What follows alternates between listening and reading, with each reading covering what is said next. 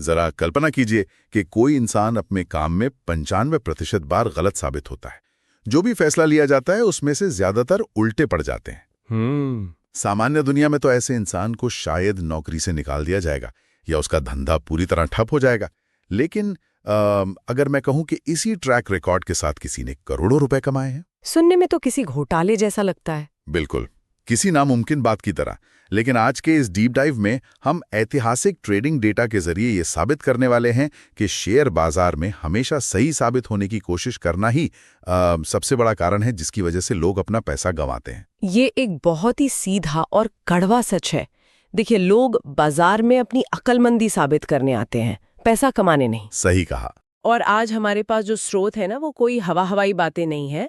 हम अवंती फीड्स और जेकॉब के 2020 से लेकर 2026 तक के इंट्राडे ट्रेडिंग चार्ट्स और ऐतिहासिक वॉल्यूम डेटा का पूरा विश्लेषण करने वाले हैं, एकदम डिटेल में। हाँ, और इस पूरी चर्चा का आधार है एक ऐसे मेंटर जिन्हें ट्रेडिंग कम्युनिटी में द्रोणाचार्य का दर्जा दिया गया है, श्री रविंद्र रौकाड़े जी। उनके जो नोट्स हैं, खासकर जो उनकी इम्बैलेंस पर आधारित इंट्राडे स्ट्रैटेजी है, वो मार्केट को देखने का नजरिया ही बदल देती है। ठीक है, तो आइए ऐसे थोड़ा खोलकर समझते हैं। उनके नोट्स में एक ऐसा शब्द है जिसने मुझे शुरू में बहुत उलझा दिया था। उन्होंने अपनी फिलॉसफी का नाम ही रखा है ट्रेड फॉर लॉस, यानी नुकसान के लिए ट्रेड करना। काउंटर इंट्यूटिव लगता है। वही ना, ये तो किसी के भी स्वाभाविक इंस्टिंक्ट के खिलाफ है। मार्केट में कोई अपना पैसा जलाने क्यों आएगा? यहाँ सबसे दिलचस्प बात यह है कि इंसान के दिमाग की वायरिंग ही आउटकम यानी नतीजे को कंट्रोल करने की होती है। हम सब चाहते हैं कि हर ट्रेड हरा ही दिखे। बिल्कुल, लाल रंग किसे पसंद है? राइट। लेकिन ट्रेडिंग फॉर लॉस का असली मतलब ये है कि आप बाजार में मुनाफा कमाने के लिए नहीं, बल्कि अपने रिस्क को एक तय सीमा में बांधने के लिए उतरते हैं। चार्ट्स या इंडिकेटर्स का काम सिर्फ आपको एक एंट्री का दरवाजा दिखाना है। और उसके बाद एक बार वह दरवाजा पार कर लिया तो चार्ट्स का काम वहीं खत्म। उसके बाद जो कुछ भी होता है वो सिर्फ और सिर्फ रिस्क मैनेजमेंट है। राकेश जी की स्ट्रैटेजी बिल्कुल क्लियर कहती है कि विन रेट एक बहुत बड़ा मिथ्या है। अच्छा, सारा फोकस सिर्फ रिस्क रिवॉर्ड पर होना चाहिए। इस स्ट्रैटेजी के नियम कहते हैं कि हर ट्रेड पर कैपिटल का सिर्फ 0.5 से लेकर मैक्सिमम 1% ही रिस्क लेना है।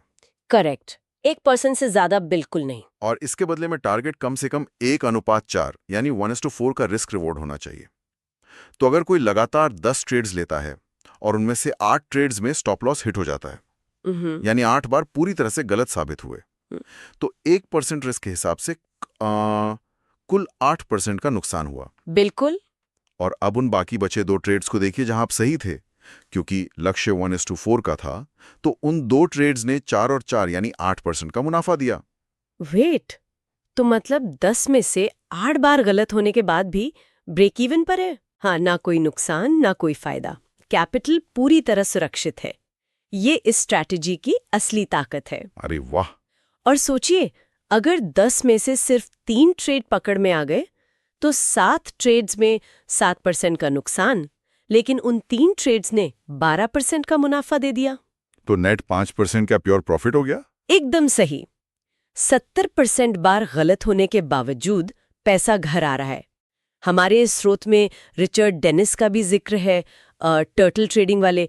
उनकी एक्यूरेसी मुश्किल से 5% थी, फिर भी उन्होंने करोड़ों डॉलर कमाए। ये तो टेस्ट क्रिकेट के उस ओपनर बल्लेबाज की तरह हो गया जो जानता है कि पिच पर स्विंग है, तो वो क्या करता है, 10 में से 7 खतरनाक गेंदों को सिर्फ सम्मान देकर छोड़ देता है। वही उसका छोटा रिस्क है। हाँ, वो हर गेंद पर शॉट मारने की बेवकूफ़ी नहीं करता, लेकिन जो 3 कमजोर गेंदें मिलती हैं उन पर पूरी ताकत से सीधा बाउंड्री मारता है।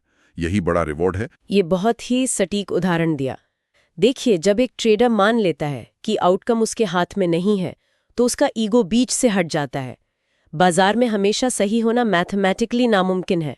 सही बात है। और उसी तरह हमेशा गलत होना भी नामुमकिन है। अगर ट्रेडिंग फॉर लॉस की मानसिकता अपना ली जाए तो लोग दरअसल बाजार को एक छोटी सी फीस दे रहे हैं, ये जानने के लिए कि कौन सा ट्रेड वो बड़ा मूव देने वाला है। ठीक है, ये गणित तो हमें बर्बाद होने से बचा लेगा, लेकिन वो बड़ा मूव अचानक आसमान से तो टपकेगा नहीं।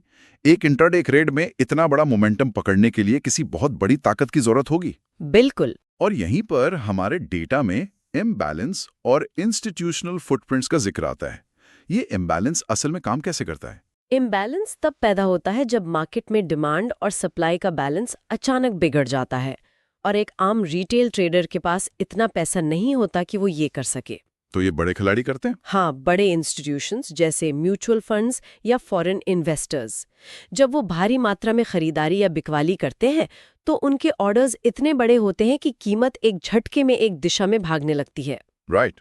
हमें भविष्यवाणी नहीं करने कि वो कब आएंगे, हमें सिर्फ उनके फुटप्रिंट्स यानी बड़े वॉल्यूम के निशानों के पीछे पीछे चलना है। यहाँ बात और भी ज्यादा दिलचस्प हो जाती है, क्योंकि मैं डेटा देख रहा था और इन फुटप्रिंट्स का आकार, वॉल्यूम का क्राइटेरिया वक्त के साथ जिस तरह बदला है वो सच में हैरान करने वाला है। बहुत तेजी से बदला है। नोट्स के अनुसार 2018-19 के दौरान अगर 15 मिनट के चार्ट पर 50 लाख का वॉल्यूम आता था तो उसे इम्बैलेंस मान लिया जाता था।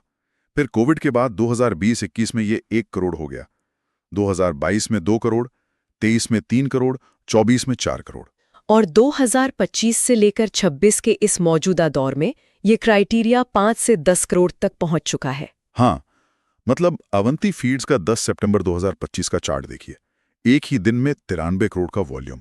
93 करोड़, ये वॉल्यूम साल दर साल इतनी एक्सप्लोसिव स्पीड से क्यों बढ़ रहा है? देखिए, लोग सोचते हैं कि बस रिटेल ट्रेडर्स बढ़ गए हैं, लेकिन वो आधी सच्चाई है। असली कारण ये है कि मार्केट की डेप्थ और लिक्विडिटी कई गुना बढ़ चुकी है।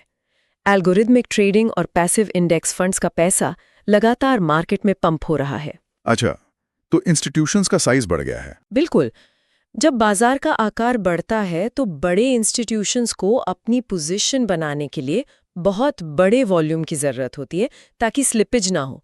तो जो 50 लाख का वॉल्यूम 18 में एक बड़ा सिग्नल था, आज के बाजार में वो सिर्फ रिटेल नॉइज बन गया है। यानी अगर आज 50 लाख देखकर कूद गए तो ट्रैप हो जाएंगे। हाँ, फेक आउट का शिकार हो जाएंगे। तो ये तो साफ है कि 25-26 के इस मार्केट में हमें वही स्टॉक्स पकड़ने हैं जहां 5 से 10 करोड़ या उससे ज्यादा का इम्बैलेंस दिखे।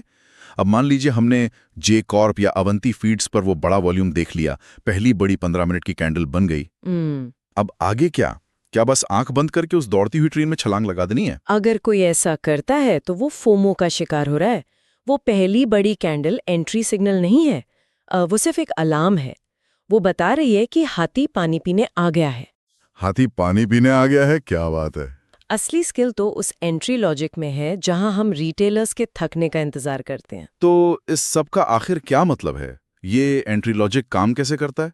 क्योंकि नोट्स में ईएमएस का भी काफी जिक्र है। हाँ, हम 15 मिनट का टाइम फ्रेम यूज करते हैं और ट्रेंड के लिए 10, 20 और 50 ईएमए लगाते हैं। अब ट्रेंड के लिए कंडीशन है 10 ईएमए 20 के ऊपर हो और 20 50 के ऊपर। 10, 20, 50, ठीक है। लेकिन एक बात ध्यान रखनी है, हम इन इंडिकेटर्स पर अंधे होकर विश्वास नहीं करते। ये कोई जादू की छड़ी नहीं है। तो फिर 10 ईएमए पर ही इतना फोकस क्यों है? इसका लॉजिक क्या है? 15 मिनट के चार्ट पर 10 ईएमए का मतलब है पिछले 150 मिनट का एवरेज। ये शॉर्ट टर्म के अग्रेसिव बायर्स को दिखाता है। जब बड़े इंस्टीट्यूशंस पैसा लगाकर भाव ऊपर ले गए हैं तो वो नहीं चाहेंगे कि कीमत उनके एवरेज बाय प्राइस से नीचे गिरे। अच्छा, तो वो एक दीवार बन जाता है। हाँ, वो डायनामिक सपोर्ट की तरह काम करता है जहां वो अपनी पोजीशन डिफेंड करते हैं। समझ गया। अब उस 4 स्टेप वाले सीक्वेंस पर आते हैं जो सेटअप में बताया गया है। तो पहला स्टेप हमने देखा, इंस्टीट्यूशंस एंटर करते हैं बड़ी कैंडल और बड़े वॉल्यूम के साथ। एक शॉकवेव आती है। उसके ठीक बाद दूसरा स्टेप, ऑपोजिट साइड से रिएक्शन आना। जिन रिटेलर्स ने नीचे खरीदा था वो प्रॉफिट बुक करते हैं या कुछ लोग शॉर्ट करने लगते हैं कि भाव बहुत भाग गया। और चार्ट पर ये कैसा दिखता है? ये छोटी छोटी कैंडल्स और बहुत कम वॉल्यूम के रूप में दिखता है। मतलब एक टग ऑफ वॉर चल रहा है। पहले बड़े खिलाड़ियों ने रस्सा पूरी ताकत से अपनी तरफ खींचा, अब रिटेल वाले छोटे लोग उसे वापस खींचना चाह रहे हैं, पर ना उनके पास वॉल्यूम है ना ताकत, तो बस जमीन पर घिसट रहे हैं। सही पकड़ा, यही वो वीक सेलर्स हैं जिनकी हमें तलाश होती है। फिर आता है तीसरा स्टेप। ये वीक पुलबैक धीरे धीरे 20 ईएमए के पास आकर रुकने लगता है, कंसोलिडेट होता है, यानी ठहर जाता है। हाँ, सेलर्स पूरी कोशिश कर रहे हैं कीमत गिराने की, पर 20 ईएमए पर बैठे बायर्स उन्हें 1 इंच नीचे नहीं जाने दे रहे। ये ठहराव कंफर्म करता है कि सेलर्स थक चुके हैं। राइट। और फाइनली चौथा स्टेप, जब उसी कंसोलिडेशन जोन से एक और स्ट्रॉन्ग कैंडल हाई वॉल्यूम के साथ ब्रेकआउट देती है, तब हम एंट्री लेते हैं। एक डिटेल और थी नोट्स में, बायर स्ट्रेंथ को लेकर एक बहुत ही बारीक तरीका बताया गया है।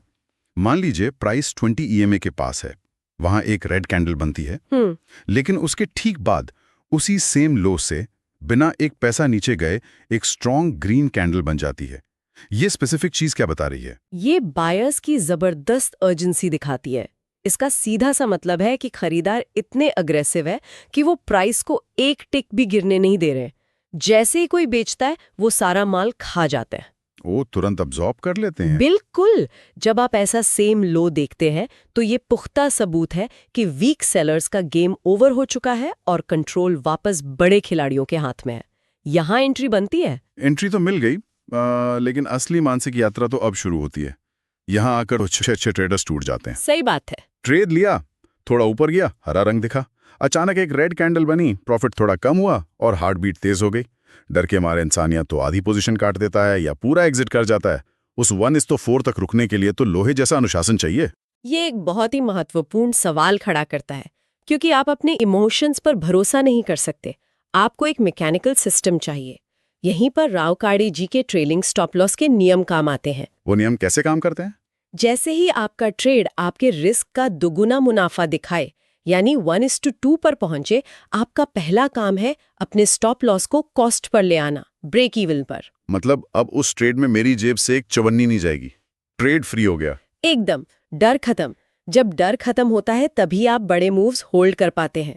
उसके बाद जब प्राइस 1:3 पर पहुंचे तो एसएल को 1:1 पर फिक्स कर दीजिए। यानी अब चाहे मार्केट गिर भी जाए, 1% प्रॉफिट तो जेब में है। हाँ, और फाइनली जब बाजार 1:4 दे दे तो बिना किसी लालच के पूरा प्रॉफिट बुक कर लीजिए। ऐतिहासिक डेटा खुद इस बात का गवाह है कि इस मैकेनिकल नियम को फॉलो करने के क्या नतीजे होते हैं।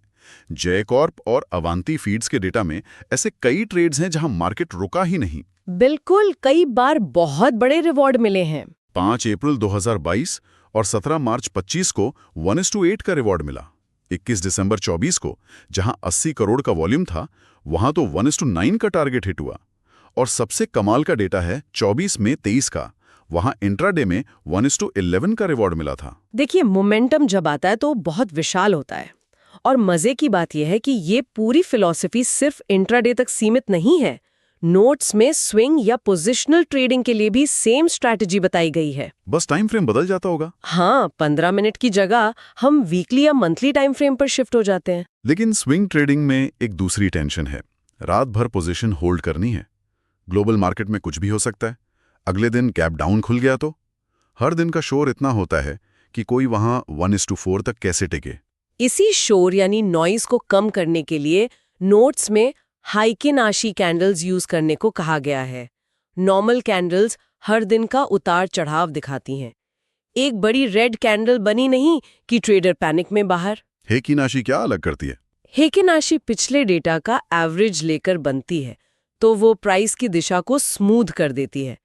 जब तक मार्केट का असली बड़ा ट्रेंड नहीं बदलता, हाइकिनाशी का रंग आसानी से नहीं बदलता। अच्छा, तो छोटे झटकों से बचा लेती है। सही पकड़ा।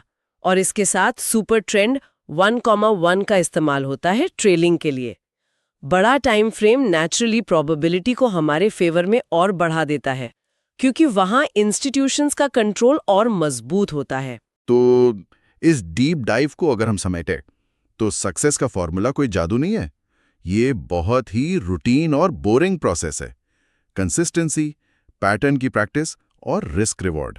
प्रैक्टिस सबसे जरूरी है। जब लोग हिस्टोरिकल डेटा पर ऐसे सैकड़ों इम्बैलेंस्ड चार्ट्स की प्रैक्टिस करते हैं तो उनके सबकॉन्शियस माइंड में ट्रस्ट बिल्ड होता है। फिर लाइव मार्केट में हाथ नहीं कांपते। बिल्कुल। इंसान बिना डर के ट्रेड लेता है क्योंकि उसे पता है कि गलत हुआ भी तो सिर्फ 1% जाएगा। नियम वाकई बहुत सरल है। बाजार को एक तय छोटा रिस्क दीजिए, जैसे किसी दुकान को चलाने का खर्चा होता है, और बदले में बड़े रिटर्न की उम्मीद रखिए। ये डिसिप्लिन रहे तो मार्केट आपको कभी हरा नहीं सकता।